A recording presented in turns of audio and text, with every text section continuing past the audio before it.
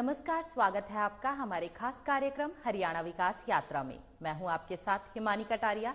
आज हम बात करेंगे हरियाणा सरकार की ओर से किए गए विकास कार्यों के बारे में।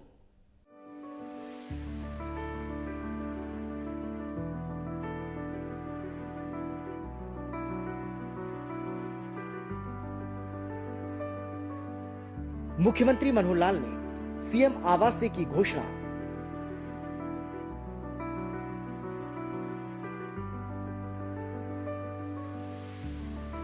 पानीपत में राज्य स्तरीय समारोह का होगा आयोजन।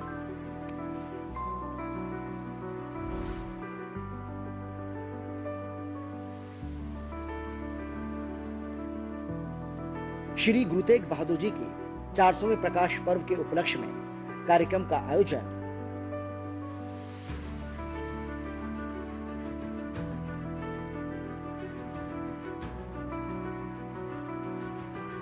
हरियाणा के सभी जिलों में 3 अप्रैल 2022 से होगी कार्यक्रम की शुरुआत।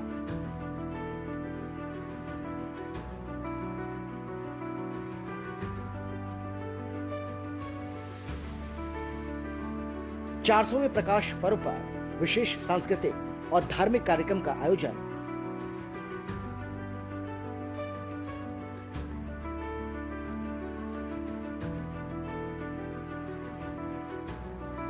कुरुक्षेत्र विश्वविद्यालय में गुरुजी के नाम पर स्थापित होगी पीठ।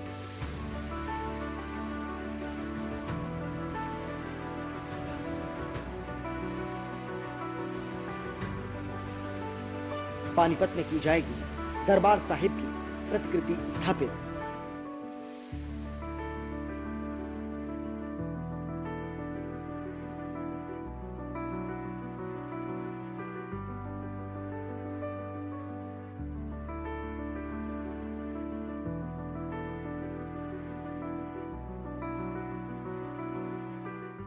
मुख्यमंत्री मनोहर लाल ने सिखों के नवम गुरु हिंद की चादर श्री गुरु तेग बहादुर जी के 400वें प्रकाश पर्व के उपलक्ष्य में 3 अप्रैल 2022 को पानीपत में एक राज्य स्तरीय समारोह कार्यक्रम आयोजित करने की घोषणा की। साथ ही यह भी कहा कि इस एक दिवसीय कार्यक्रम में पानीपत में दरबार साहिब की प्रतिकृति भी स्थापित की जाएगी। इस आयोजित समारोह का मुख्य उद्देश्य है श्री गुरु तेग बहादुर जी के समाज में सामाजिक सद्भाव और भाईचारे के संदेश को प्रचारित करना, जिससे उनकी जीवनी को बेहतर ढंग से समझा जा सकेगा।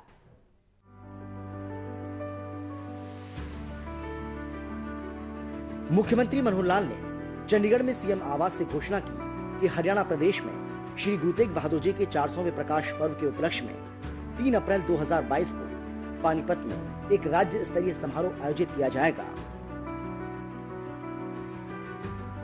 इस एक दिवसीय कार्यक्रम में पानीपत में दरबार साहिब की प्रतिकृति भी स्थापित की जाएगी। इसमें हरियाणा और पंजाब के सिख श्रद्धालुओं की बड़ी संख्या में भाग लेने की उम्मीद है। समारोह का उद्देश्य श्री गुरु तेग बहादुर जी के सामाजिक सद्भाव और भाईचारे के संदेश को प्रचारित करना है। मुख्यमंत्री ने कुरुक्षेत्र विश्वविद्यालय में श्री गुरु तेग बहादुर जी के नाम पर एक पीठ स्थापित करने की घोषणा की। इस पीठ के माध्यम से श्री गुरु तेग बहादुर जी के जीवन पर शोध कार्य किए जाएंगे, जिससे उनकी जीवनी को बेहतर ढंग से समझा जा सकेगा और समाज में विशेषकर युवाओं के साथ साझा किया जा सकेगा। आज का ये जो एक बैठक ही कहेंगे, इस समिति की एक बैठक इस रूप में बुलाई गई है कि श्री गुरु तेग बहादुर जी का 400वां जो प्रकाशोत्सव चल रहा है, जो इसके कार्यक्रम वास्तव में तो मार्च 2021 में ही देश भर में कुछ स्थानों पर शुरू किए गए थे। हमको भी उस समय शुरू करना चाहिए था, लेकिन हम जानते हैं कि कोविड के कारण से प्राय सभी कार्यक्रम स्थगित किए गए, पोस्टपोन किए गए। अब चूंकि इस वर्ष के जो कार्यक्रम हैं ये समाप्ति की ओर हैं, तो विचार किया गया कि हम प्रारंभ में भले ही इस वर्ष के कार्यक्रम नहीं कर पाए, लेकिन अब जो ये समय है 1-1.5 महीने का, इसमें उनकी यादगार में उनको श्रद्धांजलि देते हुए उनके सम्मान में ये जो 400वां प्रकाशोत्सव का जो पर्व है इसको हम जरूर बनाएं। पहले भी हमने श्री गुरु गोविंद सिंह जी के, श्री गुरु नानक देव जी के ऐसे जब भी अवसर आए हैं, तब हमने पूरे हरियाणा की जनता की ओर से, सरकार की ओर से मिल करके और ये कार्यक्रम किए हैं। मुख्यमंत्री ने ये घोषणाएं श्री गुरु तेग बहादुर जी के 400वें प्रकाश पर्व समारोह के संबंध में गठित राज्य स्तरीय समिति की बैठक की अध्यक्षता करते हुए की। हरियाणा सिख गुरुद्वारा प्रबंधक कमेटी यानी HSGMC और शिरोमणि गुरुद्वारा प्रबंधक कमेटी के सदस्यों ने समारोह को सफलतापूर्वक आयोजित करने के लिए कई महत्वपूर्ण सुझाव साझा किए। समारोह में हरियाणा और पंजाब के सिख श्रद्धालुओं की बड़ी संख्या में भाग लेने की उम्मीद है। समारोह का उद्देश्य श्री गुरु तेग बहादुर जी के सामाजिक सद्भाव और भाईचारे के संदेश को प्रचारित करना है।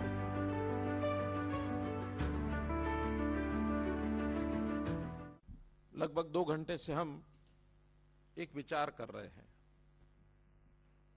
कि हमारे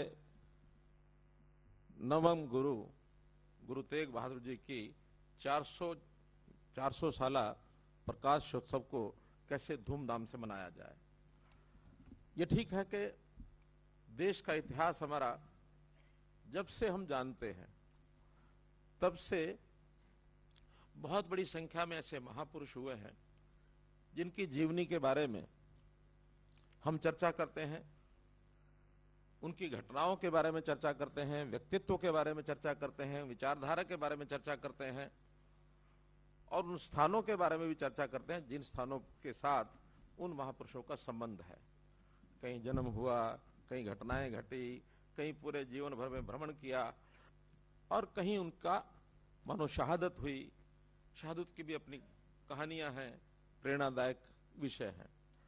प्राचीन काल में देखा जाए तो इस देश को एकता अखंडता में पिरोने के लिए पूरे देश भर का भ्रमण करने वाले भी ऐसे महापुरुष हुए हैं। कहते शंकराचार्य जी ने पूरे देश में घूम करके 4 स्थानों पर मठ स्थापित किए और वो भी उत्तर, दक्षिण, पूर्व, पश्चिम पूरे देश के, अर्थात एक सूत्र में पिरोया।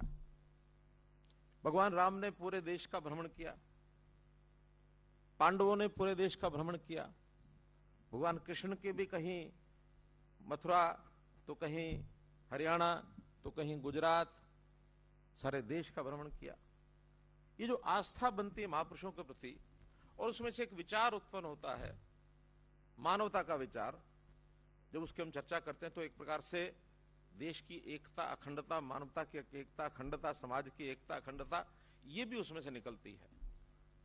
तो उन्हीं सारी बातों में से आगे चल करके जो हमारा इतिहास आज से 500 साल पहले, 600 साल पहले, इस समाज की स्थिति बड़ी विकृत समाज की स्थिति थी, अन्याय को सहन कर रहा था, समाज में भिन्न भिन्न तरह के भेदकारी और इस प्रकार की विचारधाराएं चल रही थी कि एकता का अभाव दिखता था। जो कभी बहुत ताकतवर समाज था वो बहुत कमजोर और क्षीण हो गया था। उस समय समाज को जागृत करने के लिए भक्ति काल में महापुरुष आए। गुरु नानक देव जी ने एक विचार दिया समाज को थोड़ा साहस बनाने के लिए, थोड़ा हिम्मत करने के लिए, अपने जीवन को ठीक रास्ते पर ले जाने के लिए एक विचार हमको दिया। मुख्यमंत्री ने कहा कि कोरोना महामारी के कारण हरियाणा में अधिकांश कार्यक्रम स्थगित हो गए थे, लेकिन स्थिति में सुधार के बाद से मार्च 2021 से देश के कुछ हिस्सों में हिंद की चादर श्री गुरु तेग बहादुर जी के 400वें प्रकाश पर्व के उपलक्ष्य में विभिन्न धार्मिक और सांस्कृतिक कार्यक्रम पहले ही शुरू हो चुके हैं। हालांकि अब राज्य सरकार ने 3 अप्रैल 2022 को राज्य स्तरीय समारोह आयोजित करने का निर्णय लिया है। साथ ही मनोहर लाल ने आश्वासन दिया कि इस राज्य स्तरीय कार्यक्रम को सुनिश्चित करने के लिए राज्य भर में विशेष टीमों के साथ गठन के साथ साथ इन समारोह के लिए पर्याप्त व्यवस्था भी की जाएगी।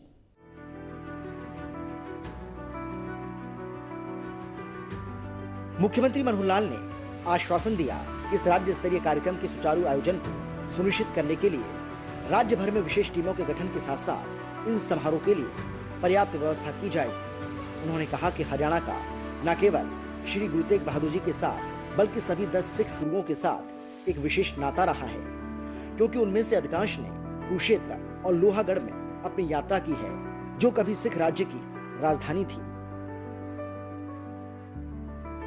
राज्य के युवाओं को दुनिया के सबसे महान मानवतावादी सिख गुरुओं के जीवन से समर्पण और बलिदान की भावना सीखने की आवश्यकता है। तो कम से कम इन स्थानों पर तो जरूर, चाहे कोई भजन कीर्तन के कार्यक्रम हो, चाहे वहां पर अखंड पाठ हो, चाहे प्रभात फेरियां हो, चाहे छोटे सम्मेलन हो। 3 तारीख का अपना बड़ा कार्यक्रम है।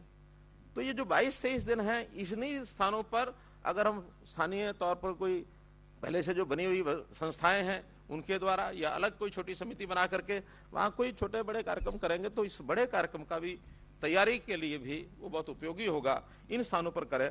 यूनिवर्सिटीज के अंदर भी मेरा कहना है कि वहां भी व्याख्यान कराएं, वहां सेमिनार कराएं, अलग अलग उनकी विचारधारा को लेकर के और हम आगे बढ़ें। एक सुझाव आया है कि कुरुक्षेत्र विश्वविद्यालय में उनके गुरु तेग बहादुर जी के नाम से एक चेयर स्थापित की जाए। तो मैं इसकी घोषणा करता हूं कि उनके नाम की एक चेयर स्थापित करेंगे हम कुरुक्षेत्र विश्वविद्यालय में।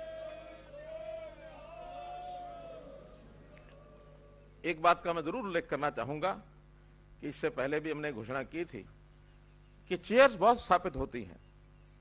मैंने सभी यूनिवर्सिटीज की चेयर्स उठा करके देखी हैं, लगभग 45 से ऊपर चेयर्स हैं ऐसी जो पीठ स्थापित हुई है, लेकिन वहां काम नहीं होता है। वो एक बार एक लेबल लग जाता है और वो एक कमरा भी तय हो जाता है, उसके ऊपर काम नहीं होता है। वाइस चांसलर से सबसे बात की तो उन्होंने कहा कि देखिए उसके ऊपर कुछ खर्च होता है, एक प्रोफेसर लगाया जाता है, कुछ क्लास 3 का, क्लास 4 का, कोई कर्मचारी भी होता है, उसके और खर्च भी होते हैं, बाकी स्टेशनरी पे भी खर्च होता है, उनके पढ़ने लिखने के लिए भी होता है, सब कुछ खर्च होता है। तो हमने तय किया कि जिस पीठ की भी स्थापना कराई जाएगी 3 साल के लिए उसमें जो संस्था स्थापित कराएगी उस संस्था से उसका जो खर्च है वो जमा कराया जाएगा उस यूनिवर्सिटी में, ताकि वहां काम हो सके। और मुझे अच्छा लगा कि कुछ संस्थाएं आगे आई हैं। मुख्यमंत्री ने समिति के अधिकांश सदस्यों की मांग को स्वीकार करते हुए कहा कि इस राज्य स्तरीय धार्मिक समारोह में प्रसिद्ध रागी और कथावाचकों को बुलाया जाएगा, जो अपने आप में आकर्षण रहेगा। मुख्यमंत्री ने समिति के सदस्यों, अन्य धार्मिक सिख संगठनों और राज्य भर के विश्वविद्यालयों के कुलपतियों से आग्रह किया कि 400वें प्रकाश पर्व के समारोह के रूप में 3 अप्रैल 2022 से प्रत्येक जिले में विशेष सांस्कृतिक और धार्मिक कार्यक्रम आयोजित किए जाएं। समिति के सदस्यों की ओर से एक अन्य मांग को स्वीकार करते हुए मुख्यमंत्री ने कहा कि करनाल झील पर भी लाइट एंड साउंड शो का आयोजन किया जाना चाहिए। इसी प्रकार से गुरु तेग बहादुर जी की शिक्षाएं और उनके जो प्रासंगिक विषय हैं उसमें भी कॉलेजेस में, स्कूल्स में हर दिन नहीं तो कम से कम सप्ताह में 1 दिन 2 दिन या हर सप्ताह 1 दिन करेंगे, 3 4 5 सप्ताह अगर इस प्रकार का व्याख्यान करते रहेंगे तो उनकी जीवनी को, उनकी विचारधारा को, यानी थोड़े थोड़े विषय को लेकर के और विद्यार्थियों में इसके ऊपर काम कराया जाए। एक सुझाव है लाइट एंड साउंड शो। ये करनाल जो हमारी लेक है, करनाल के लोग यहाँ बैठे होंगे, ठीक है ना, तो मैं डिप्टी कमिश्नर को कह दूंगा, आप डिप्टी कमिश्नर को कहें, वहां एक अच्छा light and show, light and sound show उस लेक के ऊपर 1 2 दिन का, 4 दिन का, 5 दिन का कार्यक्रम रेगुलर कराएं, ताकि लोग आने जाने वाले उसको देखें भी सही। तो इस प्रकार अलग अलग सुझाव हैं, इन सुझावों के ऊपर हम काम कर सकते हैं। कोई पुस्तिका का जैसे सुझाव आया है, एक पुस्तिका ये तैयार करा करके और इस 1 महीने के अंदर या तो पहले नहीं तो कार्यक्रम के साथ साथ मई और ये मार्च, अप्रैल, मई, इन 2-2.5 महीने में जितनी ज्यादा बट सकती हैं उतना बंटवाना चाहिए। उन्होंने कहा कि इतिहास में दर्ज श्री गुरु तेग बहादुर जी की ओर से यात्रा करने और उनकी शहादत के बाद उनके शीश को ले जाने के रास्ते में पड़ने वाले स्थानों को विकसित करने का प्रयास किया जाएगा। उन्होंने कहा कि श्री गुरु तेग बहादुर जी से संबंधित सभी धार्मिक स्थलों के विकास के लिए भी राज्य सरकार की ओर से पूर्ण सहयोग सुनिश्चित किया जाएगा। उन्होंने आग्रह किया कि हरियाणा के कोने कोने से श्रद्धालु पहुंचे और इस राज्य स्तरीय कार्यक्रम में अपनी भागीदारी सुनिश्चित करें।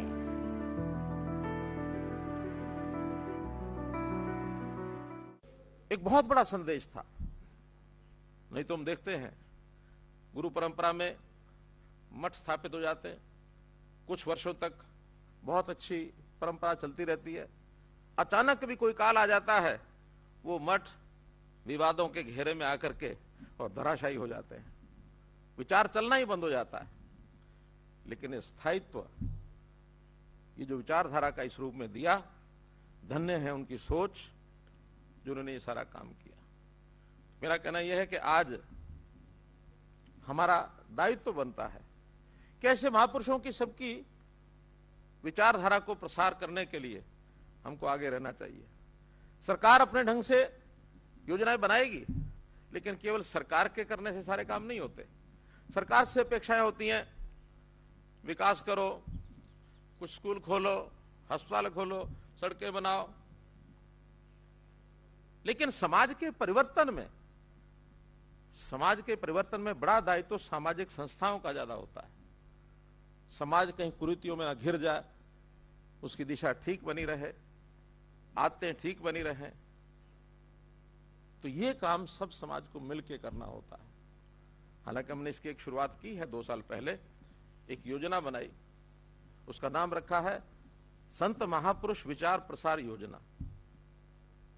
कि संतों की, महापुरुषों की जीवनियां हम कोशिश करेंगे कि सरकार की ओर से भी, चाहे प्रदेश स्तर का एक बड़ा कार्यक्रम, नहीं तो जिला स्तर के छोटे कार्यक्रम सारे किए जाएं। और उसके अंतर्गत अभी सबकी योजना तो हम नहीं बना पाए हैं, लेकिन हमें प्रारंभ किया गुरु रविदास जी की जयंती मनाने से, भगत कबीर की जयंती मनाने से, महर्षि वाल्मीकि जी की जयंती मनाने से, बाबा साहब अम्बेडकर की जयंती मनाने से, यहां से हमने शुरू किए हैं और भी इसमें जोड़ेंगे। शताब्दियों के तो आपने देखा ही है कि हमने पिछले 6-7 साल में जितनी महापुरुषों की शताब्दियां आई हैं, उसको बड़े लेवल पर मनाने का कार्यक्रम किया है। शताब्दी 100 वर्ष में एक बार आती है, लेकिन वार्षिक जो जयंती होती है वो तो हर वर्ष आती है। तो हर वर्ष समाज के लोगों को आगे आना चाहिए, सरकार उसमें सहयोग करेगी, हम कहीं पीछे नहीं हटेंगे।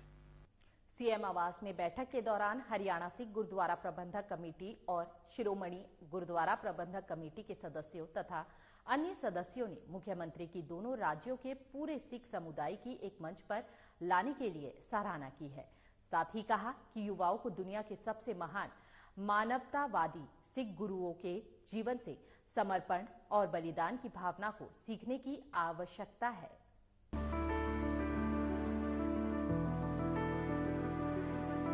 मुख्यमंत्री मनोहर लाल ने कहा कि हरियाणा का श्री गुरु तेग बहादुर के साथ ही नहीं, बल्कि सभी 10 सिख गुरुओं के साथ विशेष नाता रहा है।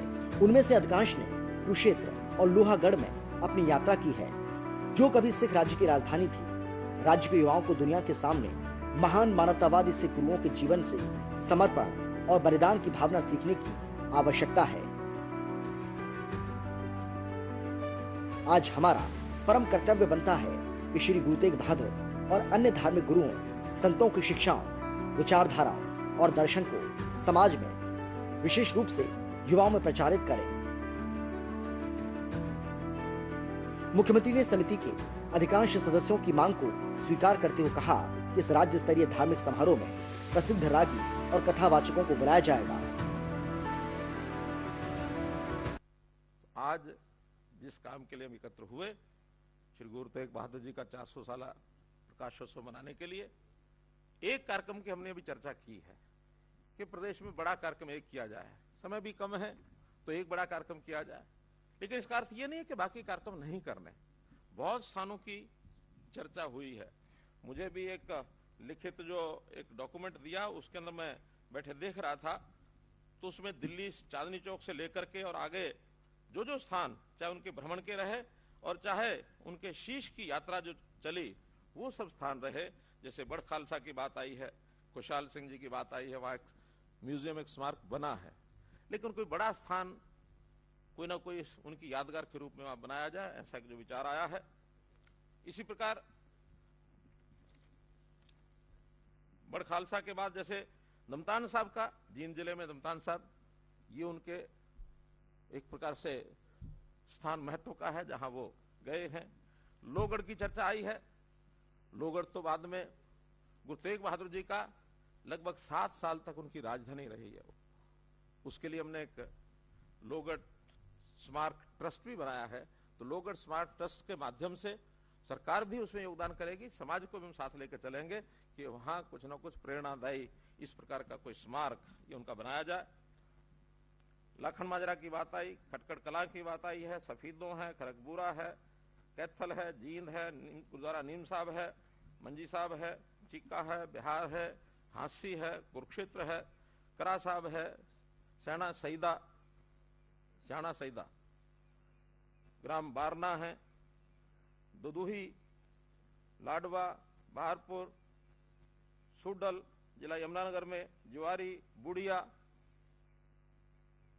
लखनौर साहब, पीर बुद्धू शाह, सढोरा, गांव लंगर छन्नी, ननेड़ी, ये ऐसे स्थान है जिसका बहुत छोटे छोटे, जैसे बताया हमारे पावा साहब ने कि और बहुत छोटे छोटे ऐसे स्थान हैं जिसका उल्लेख शायद इस डॉक्यूमेंट में नहीं है, लेकिन इतिहास में लिखा है, सब चीजें लिखी हैं।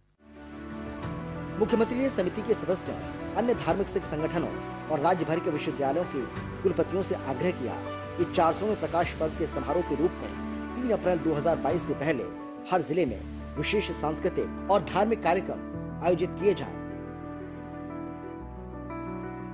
करनाल झील पर भी लाइट एंड साउंड शो का आयोजन किया जाना चाहिए।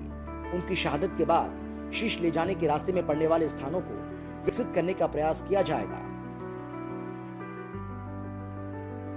उन्होंने कहा कि इस धार्मिक कार्यक्रम में सबकी भागीदारी सुनिश्चित करना अपने आप में एक उदाहरण और मिसाल होगी।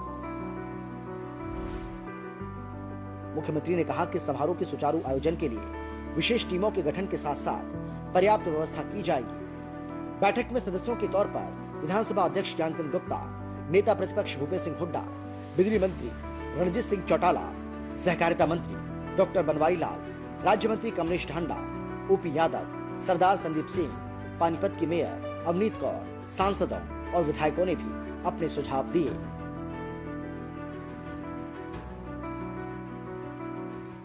ताकि इस विचारधारा पर हम काम कर सकें। करने को बहुत कार्यक्रम हो सकते हैं। तो मेरा तो निवेदन यही है कि हम सब लोग इन कार्यक्रमों में छोटे लेवल पर, बड़े लेवल पर और फिर 3 अप्रैल का जो कार्यक्रम है उसको सफल करने के लिए अपने अपने स्थान पर योजनाएं बनाएं। अधिक से अधिक संख्या कैसे वहां कार्यक्रम में पहुंच सकती है, हमारी जो टीम है, टोली जो इस काम को देखेगी, व्यवस्था को, वो आपसे संपर्क भी कर लेंगे। संजय भाटिया जी हैं या सरकारी तौर पर अमित अग्रवाल जी हैं, इनको आप सूचना दे देंगे तो उसमें जानकारी भी मिल जाएगी कहां से कितनी संख्या आने वाली है, ताकि वाहन है, वाहनों की पार्किंग है, फिर वहाँ बाकी सब व्यवस्थाएं हैं और भी करनी पड़ती हैं। रूट्स के ऊपर भी ध्यान में आएगा, किस रूट से कितने लोग आ रहे हैं। कम से कम हरियाणा के हर कोने से वहाँ लोग आने चाहिए, ये मेरा निवेदन है। आज की इस बैठक को सफल करने में बड़ी संख्या में हमारी सूची अभी लगभग 200 की सूची बनी है ये, लेकिन ऐसा नहीं कि इस कार्यक्रम के साथ प्रमुख लोग 200 ही जुड़ सकते हैं। ये तो सूची कहीं तक भी बढ़ाई जा सकती है। हर जिले से और भी सुझाव आते रहे हैं कि आपने इस जिले के 5 नाम लिए हैं, इस जिले के 6 नाम लिए हैं, ये 5 और ले लें, 6 और ले लें, तो नाम और भी जोड़े जा सकते हैं।